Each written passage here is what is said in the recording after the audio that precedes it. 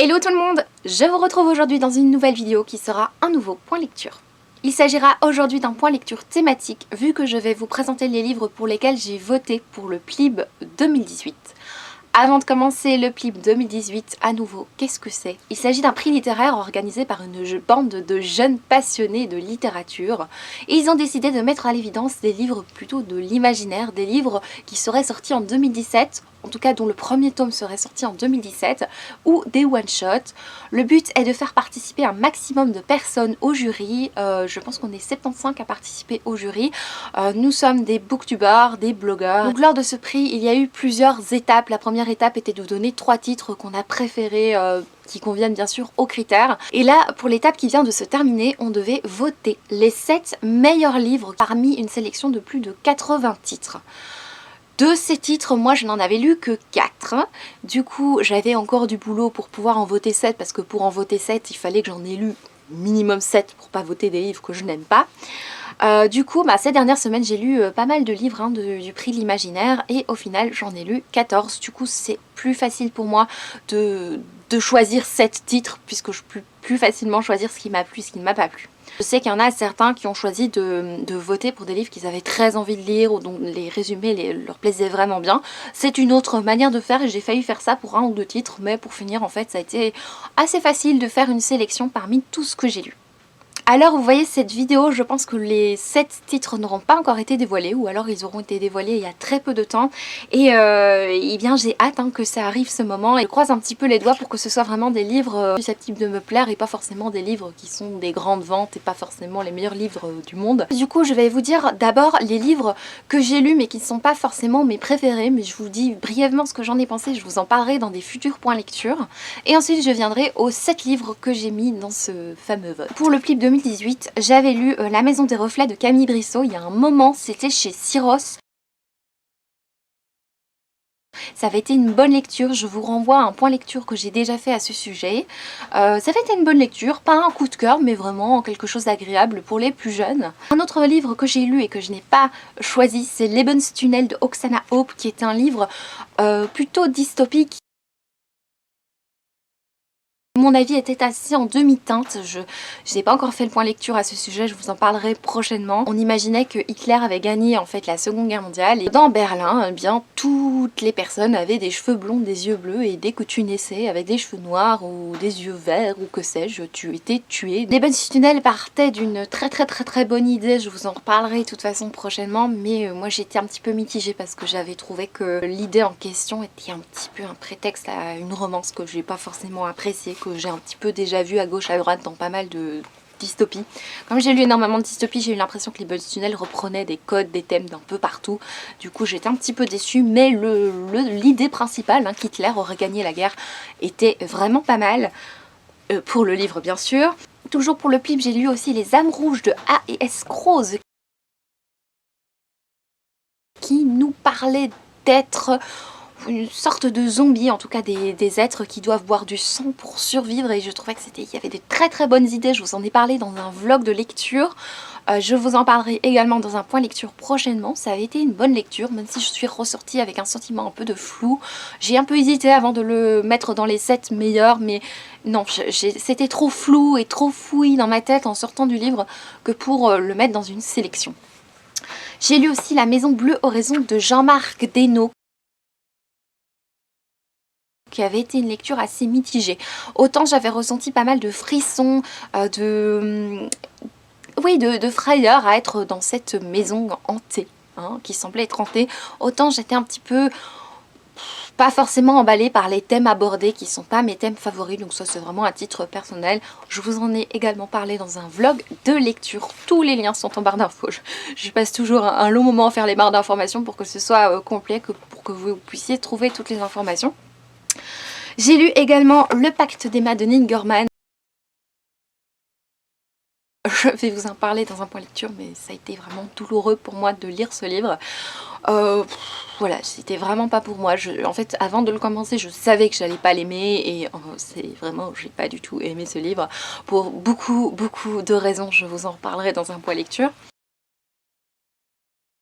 Givre de Janvigne. En fait, je l'ai terminé le 28 au soir, juste avant de voter, parce que je pensais vraiment que j'allais avoir un coup de cœur pour ce livre. Je pensais que j'allais pouvoir voter pour lui, et en fait j'ai beaucoup aimé la première partie du livre Givre de Janvigne, qui se passe dans des sous-sols avec des êtres surnaturels un peu étranges et en même temps dans un commissariat de police. Il y avait pas mal de choses intéressantes dans ce livre, mais j'ai pas du tout aimé la fin.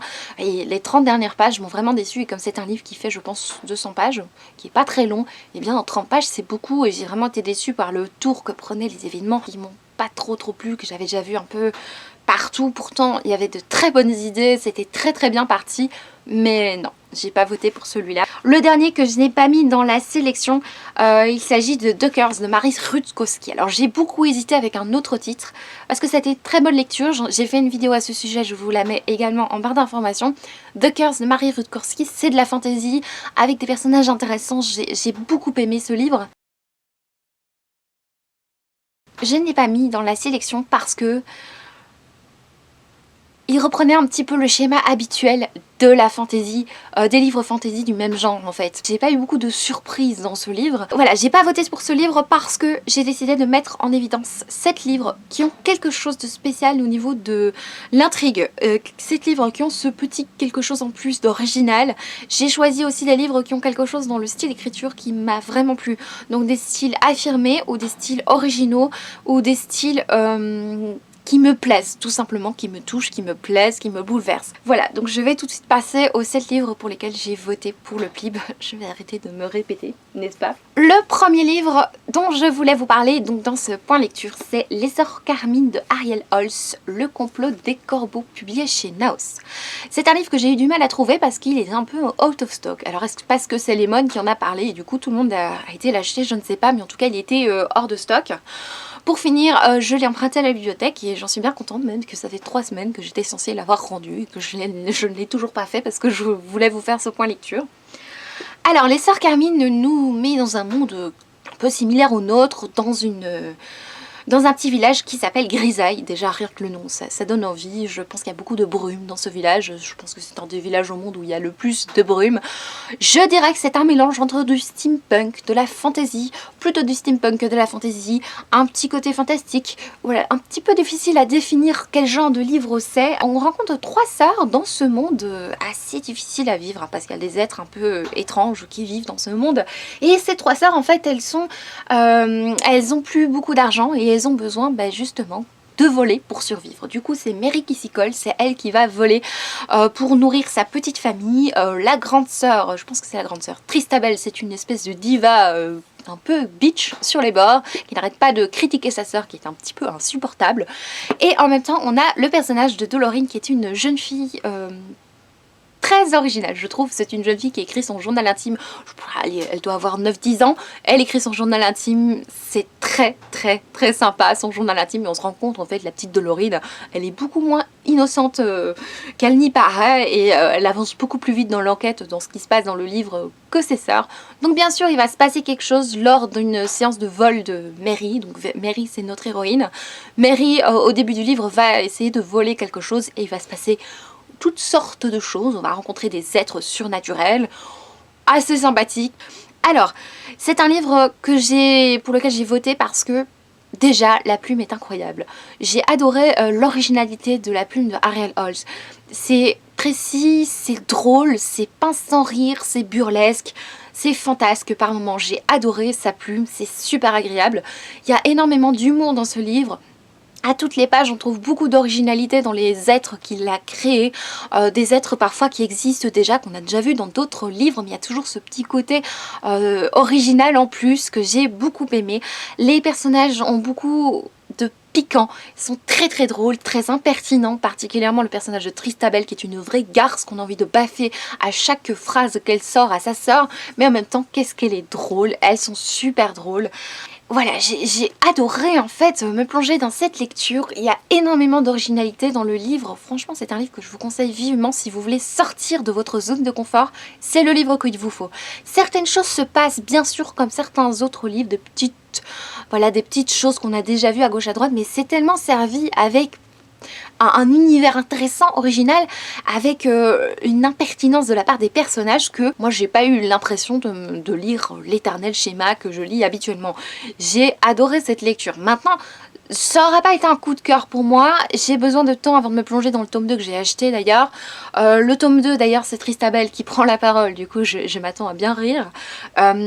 J'ai pas envie de me plonger directement dans le tome 2 parce que c'est vrai qu'après ce tome 1 j'ai eu quelques petites réflexions, je me suis dit en fait ce livre j'aurais peut-être dû prendre plus de temps pour le lire, pour savourer certaines choses qui se passent. Il m'a manqué en fait une sorte de proximité avec les personnages et c'est ça qui a fait que j'ai pas eu cet énorme coup de cœur pour ce livre parce qu'il était vraiment original mais je me suis pas attachée au personnage. Il leur arrivait des choses, je me disais bah voilà c'est la vie, ça arrive.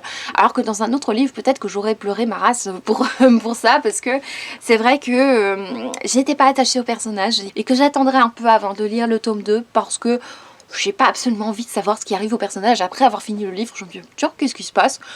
J'ai voulu acheter le tome 2 sur internet, en fait j'ai voulu le prendre en e-book, je me suis rendu compte que je savais pas payer avec ma carte et en fait j'ai pas râlé. D'habitude quand j'arrive pas à faire ce genre de choses, que je veux absolument lire la suite, je rage parce que je veux absolument lire la suite, mais là j'ai pas râlé, je me suis dit bon bah une autre fois. Donc ça veut dire quand même que j'étais pas si accrochée que ça au livre malgré toute son originalité. Et alors je voulais dire quelque chose, le chapitre 21 c'est du génie. J'ai adoré le chapitre 21, il s'agit d'une bataille épique, je ne vous dis pas entre qui et qui, mais il s'agit d'une bataille dans laquelle l'auteur s'est amusé à nous faire rire, à nous faire exploser des têtes, à nous faire exploser des pieds, des doigts de pied, enfin je sais plus si c'est ça exactement, mais c'est décrit avec tellement d'humour et d'autodérision que j'ai adoré ce chapitre 21.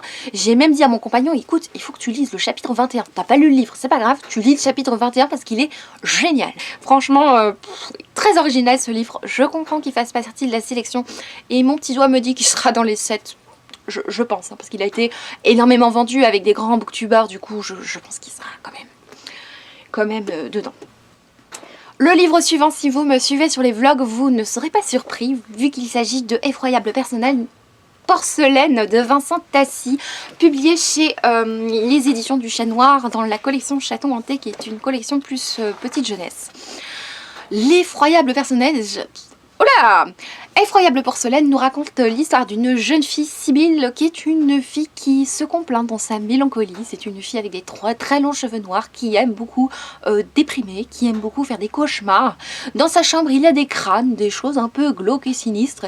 Et s'il pleut, elle est contente, hein, dès qu'il se passe un drame ou des choses un peu tristes, susceptibles de la rendre mélancolique, bien elle est heureuse, hein, elle aime ça. Du coup, quand sa famille lui annonce que pour leur travail, ils vont vider un grand château qui date de je ne sais plus quel siècle, eh bien, vous vous doutez qu'elle est très contente de venir les aider. Quand elle va dans ce château, bah déjà, elle est émerveillée par l'atmosphère très lugubre, très sombre du château. C'est son kiff incroyable. Elle rentre dans ce château, je vous avoue que ce serait mon kiff aussi. Je me suis retrouvée dans l'héroïne. Elle rentre dans le château et dans une pièce, elle va découvrir une poupée assez étrange. Alors regardez la poupée du... Alors elle est mignonne, hein, mais c'est quand même une poupée qui a des facultés un peu bizarres. Parce que c'est une poupée sur laquelle déjà elle va tomber amoureuse parce qu'elle lui semble... elle a l'air vivante. Alors bien sûr, quand elle la ramène à la maison, ils sont pas surpris de voir cette poupée un peu glauque. Parce que bah, c'est typiquement le genre de choses que Sibylle aime bien ramener. Du coup, ils acceptent qu'elle garde la poupée, mais depuis qu'elle a la poupée dans sa chambre, il lui arrive des choses bizarres. Déjà, elle fait des cauchemars très réalistes où elle rêve... de toutes sortes de choses et il lui arrive de plus en plus de choses étranges, surtout quand elle revient dans le château. Voilà, c'est un roman, je dirais, horrifique, gothique, mais ça veut rien dire gothique, hein, pour ce genre de livre. C'est un roman horrifique pour la jeunesse, avec un thème inattendu, abordé avec énormément de subtilité. J'ai adoré ce livre, pour le coup je pense que ça se rapproche d'un coup de cœur parce que j'ai adoré la plume de Vincent Tassi, c'est une plume magnifique et on voit que c'est destiné pour la jeunesse mais c'est conté de manière tellement naturelle avec beaucoup de poésie, d'assurance. J'ai adoré la manière dont c'était écrit. C'est vraiment un livre que je vous conseille à tous et il y a une seule chose que j'ai envie, c'est d'acheter d'autres livres de Vincent Tassi dans son répertoire adulte. déjà sa plume en jeunesse est tellement belle que j'ai envie de savoir ce qu'il donne en littérature adulte, et tous ses livres sont out of stock, donc je vais essayer de commander sur le site des éditions dans quelques mois, hein. Je vais un petit peu attendre quand même, ou quelques semaines, tant que ça ne devient pas quelques jours. Ouais, j'ai adoré l'atmosphère, j'ai adoré les personnages. Alors c'est un petit livre hein, qui fait 185 pages plus ou moins, avec un thème hyper original. J'ai adoré la manière d'aborder ce thème, en fait. Vous allez le découvrir parce que c'est dans ce roman un peu ouais, glauque, un peu horrifique, mais pour les jeunes, avec ce thème qui à la fin tu te dis mais oui, c'est une super idée de parler de ça. La sensation que j'ai eue en lisant ce livre, c'est de me retrouver un petit peu dans Coraline de Neil Gaiman. C'est pas du tout la même chose, mais c'est un peu le genre de frisson que j'ai pu avoir. Vous savez, j'aime beaucoup les romans horrifiques, les romans glauques, dégueulasses et tout ce qui va avec, hein, mais voilà, où il se passe des choses un peu glauques. Pas du glauque pour le glauque, je vous ai déjà dit, hein, quand c'est servi dans une histoire. Mais c'est vrai que quand c'est un livre destiné à la jeunesse, il y a... c'est moins glauque, certes, que des choses crues qui sont écrites, mais moi ça me terrifie encore plus en fait que ces fameux livres dont je vous parle. Donc ça m'a fait ressentir le même genre d'émotion que j'ai ressenti dans Coraline de Neil Gaiman. J'ai un peu flippé avec Coraline, je me souviens, je me disais oh qu'est-ce que c'est que ça, et j'ai eu la même chose avec ce livre. Encore une fois, c'est un livre très original et c'est vraiment ce que je recherche en littérature, c'est vraiment ce que je vous conseille. Si vous cherchez un livre qui va assez vite à lire, hein, ça se lit super vite, en plus il est très joli, il fait 10 €, je trouve que ça va, franchement il y a un très beau travail d'édition, il est super facile en prise en main. Je l'ai acheté sur... je crois que je l'ai acheté sur Amazon, j'en suis sincèrement désolée. C'était mon unique achat Amazon de l'année je pense, donc ça va. Mais ouais, je suis vraiment super contente de l'avoir lu. Très belle découverte, et j'ai acheté un autre livre de la collection à la foire du livre de Bruxelles. Un troisième livre que j'ai mis dans la sélection, celui-là j'ai un petit peu hésité, et pour finir je me suis dit mais oui, ouais, il fallait que je le mette dans cette sélection. Il s'agit de La Mer des Eaux de Rod Marty. Ce livre, on nous raconte l'histoire d'un couple qui essaye d'avoir un enfant. La femme a déjà eu 2 fausses couches, pas l'homme forcément, hein. La femme a déjà eu 2 fausses couches, et là elle s'apprête à avoir sa 3e fausse couche, et elle en a marre, elle a vraiment envie de cet enfant, et un jour on l'appelle pour lui dire que sa mère biologique, puisqu'elle a été adoptée, est encore en vie, ce qu'elle ne savait pas, et du coup elle va devoir la rejoindre pour s'occuper de cette mère biologique qui est en fait gravement malade. Elle va devoir s'occuper de sa mère biologique. Du coup avec son mari elle va partir rejoindre la mère biologique qui habite dans un petit village. Alors où est-ce qu'on est? En Louisiane. En Louisiane, j'ai toujours cru que c'était Louisiane. Un petit village en Louisiane, un village très étrange, très fermé de la société actuelle. Vraiment bizarre.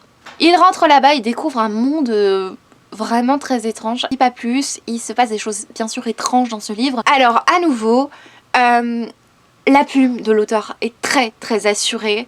Encore une fois, j'ai choisi ce livre pour la sélection du Plib parce que la plume est vraiment très mûre en fait, très mature, très précise, très efficace. En fait, on sent que chaque phrase est réfléchie, c'est vraiment du bon travail je trouve au niveau de l'écriture. Je dis pas que ce que je lis d'habitude est horrible, hein, mais là j'ai vraiment la sensation d'avoir quelqu'un qui écrit très bien avec beaucoup d'assurance. J'ai vraiment beaucoup aimé, c'est très efficace, c'est très bien fait. L'histoire est très prenante, on suit ce couple et on s'y attache directement, ça aussi c'est très important, l'attachement au personnage c'est important pour moi. Et ici vraiment je me suis attachée à ces personnages, cette femme qui essaie d'avoir un enfant, je me suis pas forcément sentie proche d'elle parce que je ressens pas les mêmes choses, son même besoin absolu d'enfant, mais c'est vrai que je me suis sentie en grande empathie avec elle parce que on ressent sa souffrance et on la comprend. Certains sujets abordés dans le livre sont pas les sujets que je préfère, mais ça a été amené avec tellement de... J'ai trouvé beaucoup d'élégance, de suspense, d'originalité dans la situation. En fait, je savais pas du tout où on allait aller. Alors bien sûr, de temps en temps, on a quelques petits indices, on se dit ok, on va plutôt vers ce genre-là. Mais je savais pas comment ni pourquoi. On change d'époque et ça devient vraiment intéressant. Alors ça n'a pas été un coup de cœur parce que les choses qui arrivent sur la fin m'ont pas forcément enchantée. C'est pas le genre de choses en fait, je sais pas vous dire comment ne pas spoiler, mais c'est pas le genre de choses qui m'attire le plus en littérature. Mais je trouvais que c'était fait avec beaucoup d'habileté. En fait, à nouveau, j'ai retrouvé de l'originalité dans ce livre. C'est quelque chose... J'ai eu l'impression de lire un livre que je n'avais jamais lu, de lire quelque chose d'original, de pas commun, quelque chose que je n'avais lu nulle part et ça c'est super important pour moi. Ensuite je viens vous parler d'un livre qui a été une très belle découverte. C'est un livre qui a beaucoup plu, je pense qu'il n'y a personne à détester ce livre. C'est pas possible de ne pas aimer ce livre en fait, tellement je trouve ce livre important. C'est un livre destiné à la jeunesse, il s'agit de Sirius de Stéphane Servan, publié chez Rouergue, qui est un livre, je pense à Service Presse, maintenant que j'y reviens là, oui c'est un Service Presse, j'avais un peu oublié. Voilà.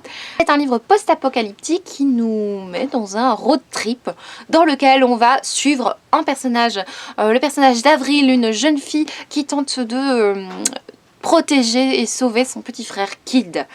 On les suit un petit peu partout sur leur route. Au début, ils sont réfugiés dans une forêt. Et les rares personnes qu'ils croisent, c'est très difficile de dire si ce sont des amis, des ennemis.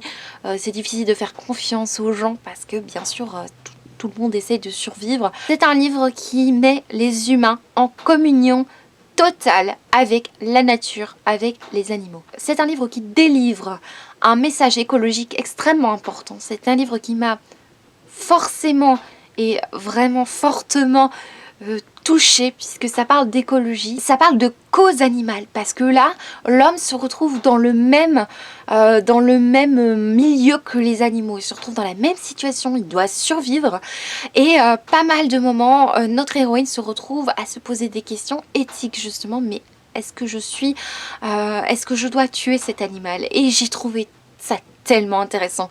Ça m'a touchée en plein cœur parce que c'est un sujet c'est un combat qui m'est extrêmement cher. Vous le savez maintenant si vous me suivez. Et du coup, qu'un livre jeunesse, entre guillemets, en parle avec autant de puissance, j'ai trouvé ça très fort. Un message aussi écologique sur la manière dont on traite actuellement la planète. Alors, il ne nous donne pas des messages genre ne faites pas ci, ne faites pas ça, mais il nous explique ce qui risque d'arriver si on continue à faire ce qu'on fait. J'ai trouvé ça formidable. En plus, c'est desservi par une plume d'une poésie incroyable. On ne s'ennuie pas et pourtant, il se passe pas énormément de choses dans le livre, mais c'est un livre pour lequel on se délecte. Enfin, franchement, j'ai adoré déguster chaque page de ce livre parce que c'est extrêmement bien écrit. Alors, j'avais dit récemment dans une autre vidéo que je retrouvais de moins en moins des plumes originales dans la littérature jeunesse actuelle. C'est vrai que je retrouve un petit peu souvent le même style de littérature et je sais que je suis pas la seule à m'avoir fait cette réflexion. Et en fait, je ne peux que me contredire en fait en pensant à Vincent Tassi qui a vraiment une plume bien personnelle et Stéphane Servan, mais oui, il a cette plume pleine de sensibilité, on sent qu'en fait il aime son sujet, on sent que ce sujet l'habite et qu'il a vraiment envie d'en parler dans ce livre et qu'il le fait pas juste pour faire le buzz, vous voyez, on sent vraiment que c'est un sujet qui le touche profondément et on est touché forcément. J'ai adoré ce livre, ça a été une vraie merveille. Alors ça va pas être un coup de cœur parce que je suis une grosse chieuse, je suis difficile, en fait il y a un personnage dans ce livre que j'ai trouvé... Ouais, j'ai pas aimé ce personnage. Bien sûr, je l'ai pas aimé parce qu'il est très manichéen en fait. Il est très mauvais et j'ai pas trouvé l'utilité de ce personnage et surtout ses réactions. J'ai pas trouvé très utile dans le livre. Mais bon, ça met un petit peu d'action, un peu de suspense en plus dans le livre, mais je le trouvais pas forcément nécessaire. J'ai oublié de vous dire aussi que ce livre est tout en symbolique. Je vous en dis pas plus, mais il y a ce côté symbolique. On se demande toujours est-ce que c'est vrai, qu'est-ce qu'il essaie de nous faire dire. En fait, ce qui est très important, c'est les différents degrés de lecture de ce livre. On a vraiment le degré premier, on voit ce qui se passe, on dit qu'est-ce que c'est que ce truc. Et en même temps, eh bien, on voit l'interprétation de cette chose qu'on veut nous montrer, qu'on veut nous expliquer avec ces animaux, avec ce petit garçon Kid qui commence à communier de plus en plus avec la nature, à être de plus en plus animal. Et il y a une énorme symbolique. Kid qui devient de plus en plus un animal. J'ai trouvé ça extrêmement symbolique, extrêmement important. D'autres choses qui m'a un petit peu dérangée, mais ça c'est vraiment à titre personnel, c'est le personnage de Kid qui commençait à me saouler parce qu'en fait Kid parle très mal français. Au début ça va, mais après ça devient un peu catastrophique et en fait j'ai beaucoup de mal à lire ça. J'ai eu beaucoup de mal à lire la manière dont il parlait, genre envie de lui donner des claques. Enfin bref, j'avais envie de m'emporter contre ce pauvre petit personnage qui vit des choses atroces, mais bon voilà, c'est à titre personnel. Kid il m'a un petit peu énervé par moment, mais sinon c'est une merveille de lecture, hein. C'est vraiment un livre à nouveau, parmi, c'est le 4e je trouve, qui a ce côté, ce truc original. Et franchement, c'est un livre qu'il faut lire à tous les âges. J'ai encore 3 livres à vous présenter pour ma sélection du PLIB 2018. Il y en a 2 que j'ai déjà chroniqués. Je vous en ai déjà parlé en point lecture il y a un moment. Donc je vous en parle vite fait maintenant. Et puis je viens vous parler du dernier livre que j'ai mis dans la sélection dont je ne vous ai pas encore parlé sur la chaîne. Alors, le premier dont je vous ai déjà parlé, je ne l'ai pas sous la main parce qu'il est dans ma bibliothèque qui est derrière ma bibliothèque, J'ai 3 rangées. Et en fait, je suis tellement flemmarde que j'ai pas le courage d'enlever les 3 rangées. Il s'agit de la faucheuse de Neil Shusterman. Je vais le dire plus lentement. Il s'agit de la faucheuse de Neil Shusterman. Je l'ai mis dans mon best de l'année 2017 parce que ça a été une très bonne lecture. Je sais que certains ne l'ont pas aimé pour sa lenteur, mais non, j'ai adoré ce livre. J'ai trouvé très original, très intéressant, avec des personnages qu'on a envie de connaître, des personnages qu'on a envie de continuer à connaître, de voir ce qui leur arrive. J'ai vraiment adoré cette lecture. Je vous en ai parlé dans mon best-of de l'année 2017. Je vous mets le lien en barre d'information. Je vous ai fait un point lecture où je vous ai parlé de ce livre. Je vous mets également le lien en barre d'information. Mais à nouveau, c'est un livre que je devais mettre dans cette sélection parce qu'il a... Alors peut-être qu'il n'a pas la plume la plus extraordinaire au monde, c'est une traduction en plus, mais il a ce côté très intéressant qui nous fait poser des questions sur l'avenir de notre monde, parce que dans La Faucheuse, nous avons des faucheurs qui décident de la vie et de la mort des gens, parce que la société a tellement évolué, la science a tellement évolué que actuellement les gens ne meurent plus, et ça cause un grand problème bien sûr. Du coup, les faucheurs existent pour liquider les personnes qui devraient mourir, question statistique, et ils s'occupent de ça par rapport à des statistiques, et j'ai trouvé ça très intéressant. Voilà, que des personnes soient chargées de tuer les gens pour pas qu'il y ait une surpopulation, j'ai trouvé ça hyper intéressant. Et du coup, on va suivre 2 faucheurs. Les meilleurs faucheurs, ce sont les faucheurs qui n'ont pas choisi de l'être. Et on va voir un petit peu les différences de mentalité entre les faucheurs qui veulent tuer un maximum de personnes, il y en a qui adorent tuer, et les faucheurs qui n'aiment pas tuer, mais c'est leur devoir. Et j'ai trouvé ça très intéressant, j'ai beaucoup aimé ce livre, je vous renvoie aux vidéos dont je viens de vous parler. Le 6e livre pour lequel j'ai voté, c'est un petit peu pareil. En fait, c'est également un livre dont on a beaucoup parlé, mais je vois pas pourquoi je l'aurais pas mis dedans, parce que pour moi, ça a été une très bonne lecture. Je vous en ai déjà parlé également, il s'agit de Shades of Magic de V.E. Schwab. Ça a été une très bonne lecture. Alors, je pense pas que je l'ai mis dans mes meilleures lectures de 2017, mais Shades of Magic est justement, encore une fois, un livre très original qui nous fait rencontrer différents Londres. Un Londres rouge, un Londres gris, un Londres blanc, un Londres où il n'y a pas de magie, un Londres où la magie est florissante, et un Londres où la magie... comment dire, est un petit peu... Je pense que la magie est interdite ou quelque chose comme ça. En tout cas, ça a mal tourné, hein. Voilà, on voit différents mondes parallèles avec des Londres différents. Et on a un personnage, un héros qui est capable de voyager de Londres en Londres. Et donc, il voit les situations dans le Londres d'où il vient, et il voit ce qui se passe dans les autres. Évidemment, il y a toute une machination, plein de choses qui se passent. C'est très original, j'ai beaucoup aimé. À nouveau, c'est pas un livre qui décoiffe dans le sens où il n'y a pas énormément d'action. Comme La Faucheuse, c'est un livre qui prend son temps pour être mis en place, et j'ai beaucoup aimé ce côté-là. Je vous en parle dans ce point lecture parce que là, vraiment, mon esprit est plus très frais pour vous parler de ce livre. J'ai un peu oublié certaines choses, mais j'ai un très bon souvenir, et je viens d'acheter de toute façon le tome 2 que j'ai très envie de découvrir, mais il fallait que je le mette dans cette sélection. Le dernier livre que j'ai mis dans la sélection du PLIB, et ça j'ai un petit peu hésité, je vous l'avoue, je savais pas trop quoi mettre en fait. Et pour finir, je me suis dit, mais Isabelle, qu'est-ce que tu cherches absolument ? Je cherche de l'originalité, je cherche une plume, je cherche quelque chose qui m'a embarquée. Et du coup, je me suis dit, bah oui, c'est celui-là que je vais mettre. J'ai failli mettre un livre que j'avais pas encore lu, et je me suis dit, mais non, mets quelque chose que tu as lu. J'ai mis Le Souffle de Midas d'Alison Germain, soit Lily Bookin, qui est un livre que je peux pas vous présenter puisque je l'ai lu en e-book. Donc je l'ai acheté en e-book, il était pas très cher, je trouvais, 6 €, 5,99 €.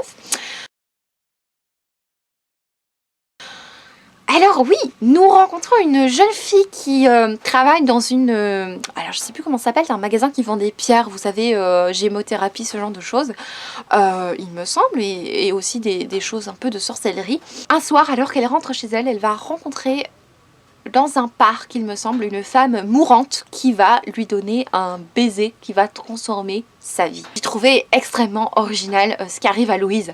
C'est, je trouve, je pense que c'est la première fois qu'on voit ça en littérature, et je trouve ça extrêmement extrêmement sympa. Alors, Le Souffle de Midas c'est un tome 1 et c'est de l'urban fantasy. Un petit peu à la Shirley Davidson, Rebecca King, ce genre de littérature, sauf qu'on n'a pas des vampires, enfin j'en sais rien en fait, peut-être un jour. Donc voilà, mais on a d'autres êtres qui sont extrêmement intéressants. J'ai beaucoup aimé ce livre parce que j'ai déjà passé une agréable lecture. J'ai vraiment passé un bon moment. Alors je l'ai pas autant aimé que Effroyable personnage. Porcelaine, je pense à personnage, je te fais gros bisous si tu passes par là. Je pense à toi à chaque fois, je sais pas pourquoi. Peut-être parce que tu as lu le livre, je pense, et que tu l'as aimé. Je l'ai pas autant aimé qu'Effroyable porcelaine, que Sirius ou que même les sœurs Carmine, mais ça a été une belle lecture originale avec justement des surprises. Et c'est un petit peu ce que je recherche de nouveau, comme je vous l'ai dit. Donc j'ai passé un bon moment, j'ai trouvé l'écriture hyper fluide, avec un humour léger et agréable. Enfin franchement j'ai beaucoup aimé. C'est un tome 1 qui nous introduit un univers que j'ai envie de découvrir, j'ai envie de lire la suite pour voir ce qui va se passer. J'ai ressenti un peu la même chose que dans le tome 1 de Rebecca King. Alors c'est pas tout à fait la même chose, mais Rebecca King est une de mes sagas préférées d'Urban Fantasy. J'adore cette saga et je suis sûre que je vais un peu ressentir les mêmes choses que dans Rebecca King. C'est moins sulfureux au niveau des tensions sexuelles ou ce genre de choses. Dans Rebecca King, il y a quand même pas mal de petites choses sexuelles justement. Je trouve les rares passages un petit peu romanesques, romantiques qu'il y a dans Le Souffle de Midas sont beaucoup moins nombreux, mais sont très réussis en fait. J'ai beaucoup aimé ce qu'elle a fait, Lily. Alors bien sûr, c'est pas en soi, moi, la mythologie grecque, c'est pas franchement ce qui m'attire le plus en littérature. Mais là, c'est exploité de manière très intéressante et ça ne nous donne pas l'impression qu'on doit absolument s'y connaître pour le découvrir. Justement, c'est fait avec beaucoup de simplicité, sans être péjoratif, et on comprend tout ce qui lui arrive. Et franchement, j'ai bien accroché, j'étais vraiment surprise agréablement par Le Souffle de Midas. Donc voilà pour ces 7 livres pour lesquels j'ai voté pour le PLIB. Du coup moi j'attends de voir les livres qui vont être sélectionnés. J'espère de tout cœur que cette vidéo vous aura plu. Je sais pas trop ce que sera la prochaine vidéo. À mon avis ce sera le haul CBio, ma revue sur le site CBio. Et après viendra le premier vlog de mon mois de 30 lectures. Donc voilà, je vous retrouve bientôt pour une prochaine vidéo. Je vous fais de gros bisous.